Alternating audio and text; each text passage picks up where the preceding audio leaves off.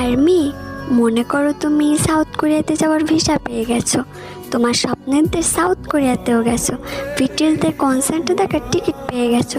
তুমি বিটিএসদের কনসার্ট দেখতে গেলে 7 রাজা ট্রেন এলো, গানও শুরু হলো, একে একে 7 রাজা গানও গাইলো। এক পর্যায়ে বিটিএসের কনসার্ট শেষ হয়ে গেল, আমাদের 7 রাজা বিদায়ের সময় হলো। তুমি না চাইতেই কান্না করছো। কেউ একজন বলে উঠলো, তোমার মন খারাপ কেন? তুমি সামনে তাকিয়ে দেখলে তোমার ভালোবাসার মানুষটা তোমার সামনেই দাঁড়িয়ে আছে। ভি বলল, তুমি কান্না করছো কেন? আমি বললাম, আজকে আমার জীবনের সব ইচ্ছা পূরণ হয়েছে, শুধু একটা ইচ্ছা বাদে।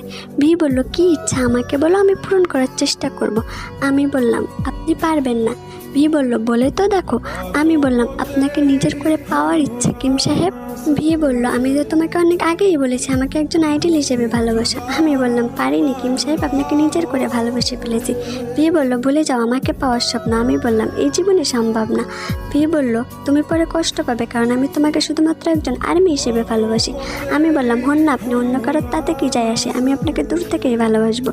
ভি কান্নার চোখে তাকিয়ে আছে। তুমি ওখান থেকে চলে আসলে। আচ্ছা আমি মনে করো এখানে তুমি আছো, এখন তোমার মনের পরিস্থিতিটা কেমন হবে?